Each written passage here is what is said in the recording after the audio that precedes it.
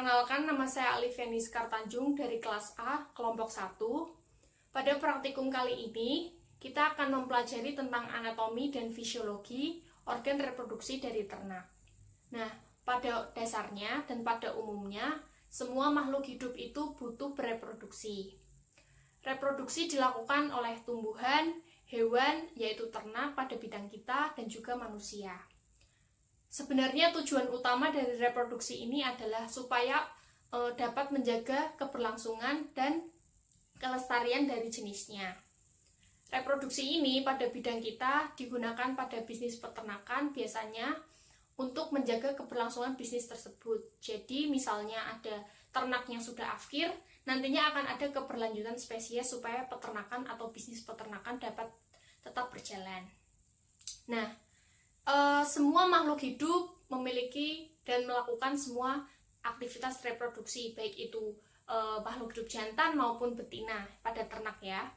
Jadi seperti kita ketahui ya, organ reproduksi jantan itu terdapat beberapa macam. Secara umum kita mengetahui memiliki testis, lalu memiliki penis untuk organ kopulasinya, untuk kelenjarnya memiliki kelenjar prostat, koper, dan juga untuk salurannya memiliki vas deferens dan lain sebagainya. Itu kita ketahui secara umum. Dan untuk ternak betina, kita juga mengetahui secara umum bahwa ternak betina memiliki organ reproduksi yang lebih kompleks sedikit ketimbang organ reproduksi ternak jantan. Seperti ada oviduk, ada ovarium, ada infundibulum, ada magnum dan isthmus untuk pada ternak unggas. Nah, seperti itu. Itu semua nanti kita akan pelajari pada praktikum kali ini. Bagaimana tata letaknya, fungsinya untuk apa, dan menjalankan siklus reproduksi apa.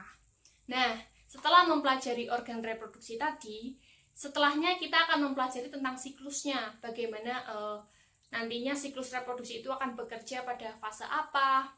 Misalnya pada fase partus, misalnya pada fase kebuntingan, pada fase pubertas, lalu pada saat akan bertelur untuk ternak unggas, nantinya kita akan mengetahui bagaimana organ-organ ini bekerja supaya dapat melakukan siklus reproduksi. Nah, siklus reproduksi ini tidak bisa jauh-jauh dari yang namanya hormon tadi. Nah, hormon itu merupakan senyawa kimia yang dihasilkan dalam jumlah sedikit oleh sel endokrin dan disalurkan melalui sistem pembuluh darah.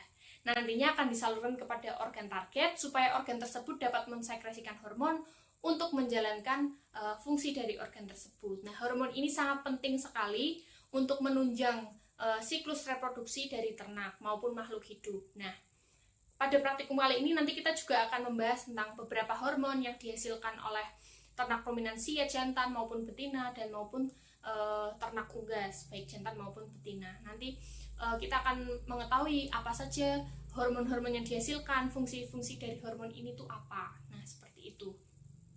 Sebenarnya tujuan utama kita mempelajari ini ya untuk mengetahui bagaimana nantinya kita mengetahui bagian mana-mana saja ini organ reproduksi, siklus-siklus apa aja yang terjadi pada organ reproduksi dan hormon-hormon apa yang bekerja pada siklus reproduksi. Manfaatnya sangat banyak sekali supaya kita dapat mengetahui bagaimana hormon bekerja, bagaimana siklus ini bekerja, bagaimana organ ini menunjang keberlanjutan dari siklus reproduksi seperti itu. Nah, demikian yang dapat saya sampaikan. Assalamualaikum warahmatullahi wabarakatuh. Perkenalkan, nama saya Afifah Ofwanwaida. Sebelumnya semangat pagi.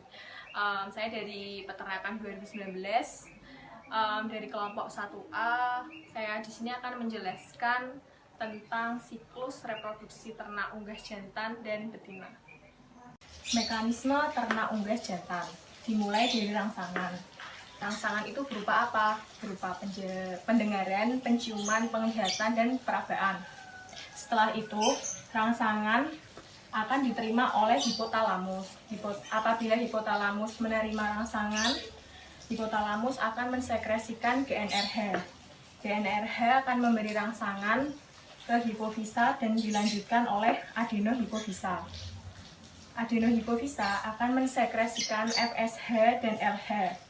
FSH sendiri itu akan menstimulus sel Sertoli dan tubulus seminiferus, di mana sel Sertoli berfungsi sebagai memberi nutrisi pada sperma pada saat terjadinya spermatogenesis. Sedangkan tubulus seminiferus tempat terjadinya spermatogenesis. Selanjutnya LH. LH akan menstimulus sel Leydig yang berfungsi penghasil hormon testosteron yang akan digunakan dalam proses spermatogenesis.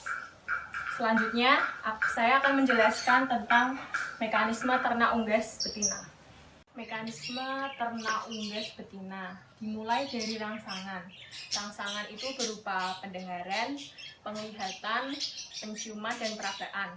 Selanjutnya, rangsangan akan diterima oleh hipotalamus. Apabila hipotalamus menerima rangsangan, hipotalamus akan mensekresikan GnRH. GnRH akan memberi rangsangan ke hipofisa. Hipofisa terbagi menjadi dua, yaitu adenohipofisa dan neurohipofisa. Adenohipofisa akan mensekresikan FSH, LTH, dan LH. FSH akan menstimulus ovarium. Ovarium sendiri akan mensekresikan hormon estrogen dan hormon progesteron, di mana hormon estrogen berfungsi sebagai merangsang pertumbuhan folikel dan untuk meningkatkan produksi kalsium, lemak, dan protein pada pembentukan telur. Sedangkan hormon progesteron berfungsi sebagai menjaga saluran telur agar tetap berfungsi normal. Selanjutnya ada LTH. LTH sendiri berfungsi sebagai sifat mengeram pada ayam. Selanjutnya ada LH. LH berfungsi sebagai ovulasi atau pelepasan yolk. Selanjutnya, neurohipofisa akan mensekresikan oksitosin dan berfungsi sebagai proses keluarnya telur. Cukup sekian penjelasan dari saya. Terima kasih. Wassalamualaikum warahmatullahi wabarakatuh. Perkenalkan, nama saya Alifiani Sekar Tanjung dari kelompok 1. Kali ini saya akan menjelaskan tentang siklus reproduksi ternak ruminansia. Nah, siklus reproduksi ini tidak jauh-jauh dari yang namanya hormon. Hormon sendiri merupakan senyawa kimia yang diproduksi dalam jumlah sedikit oleh sel endokrin yang kemudian disalurkan melalui sistem pembuluh darah untuk disalurkan menuju organ target. Pada organ target tersebut, nantinya hormon akan disekresikan untuk menjalankan fungsi dari hormon tersebut. Nah, kita mempelajari hormon ini sangat penting karena nantinya supaya kita dapat mengetahui bagaimana metode, cara kerja hormon pada fase partus, pada fase kebuntingan, pada fase pubertas, birahi, maupun pada fase bertelur pada unggas. Nah, yang pertama kita akan bahas yaitu siklus reproduksi ternak ruminansia jantan. Bisa dilihat dari bagan, pertama adalah rangsangan, yaitu berupa pendengaran, penglihatan, perabaan, dan penciuman, yang kemudian nanti akan diolah di otak melalui sel saraf oleh hipotalamus atau biasa kita sebut master gland.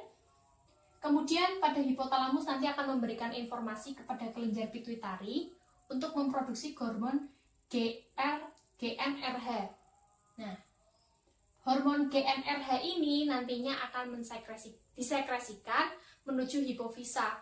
Nah, dari hipofisa akan disalurkan menuju adenohipofisa untuk merangsang produksi hormon LH dan juga FSH. Yang pertama, hormon LH akan merangsang sel Leydig dalam memproduksi hormon testosteron. Hormon testosteron ini memiliki dua fungsi, yaitu sebagai seks sekunder dan juga libido. Nah, seks sekunder ini biasanya merupakan tanda-tanda ternak telah mengalami pendewasaan kelamin. Sedangkan libido sendiri adalah tanda-tanda bagaimana ternak akan mengalami birahi. Selain itu, hormon testosteron juga akan membantu tubulus seminiferus dalam melakukan proses spermatogenesis. Nah, kemudian ke hormon FSH. Hormon FSH ini akan merangsang sel Sertoli untuk memberikan nutrisi pada sperma pada proses spermatogenesis. Hormon FSH ini juga akan merangsang tubulus seminiferus yang dibantu oleh hormon testosteron dalam melakukan proses spermatogenesis untuk memproduksi sperma. Demikian penjelasan dari siklus reproduksi ternak ruminansia jantan. Setelah mempelajari siklus reproduksi dari ternak ruminansia jantan, kita berlanjut ke ternak ruminansia betina. kurang lebih sama namun sedikit lebih panjang. Seperti yang bisa kita lihat, pertama ada rangsangan tadi yang meliputi penglihatan, pendengaran, perabaan, dan juga penciuman. Kemudian akan diolah di otak melalui sel saraf di bagian hipotalamus. Kemudian hipotalamus akan memberikan informasinya kepada kelenjar pituitari untuk menghasilkan hormon GnRH.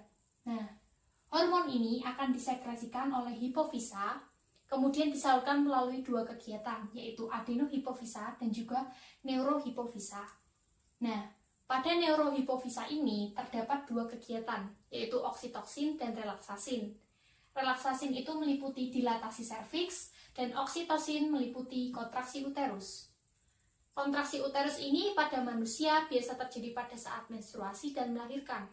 Namun pada ternak, karena tidak terjadi menstruasi, maka hanya terjadi pada saat melahirkan. Dan kedua kegiatan ini terjadi pada saat fase partus. Kemudian menuju adenohipofisa. Di adenohipofisa ini diproduksi 3 hormon, yaitu FSH, LH, dan juga LTH. Pada hormon LTH ini berperan dalam produksi susu. Kemudian hormon FSH berperan dalam produksi folikel, yang mana kita tahu terdapat 4 macam, yaitu folikel primer, sekunder, tersier, dan juga degraf. Nah, pada folikel degraf ini terdapat sel TK interna yang memproduksi hormon estrogen. Hormon ini yang nantinya akan digunakan ternak untuk birahi. Kemudian hormon LH biasa digunakan untuk ovulasi. Nah, hormon ini dibantu oleh hormon estrogen untuk melakukan ovulasi. Hormon estrogen akan membantu ovulasi dari dalam, dan hormon LH akan membantu ovulasi dari luar. Setelah ovulasi, maka akan terjadi fertilisasi dan bunting.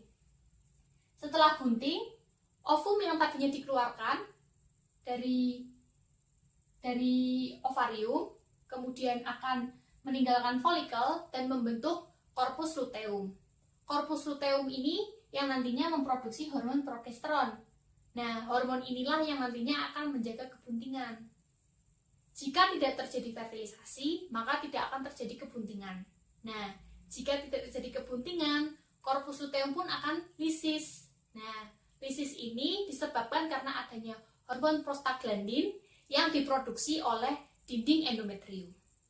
Demikian penjelasan dari siklus reproduksi ternak ruminansia betina. Don't wake me, I'm not dreaming.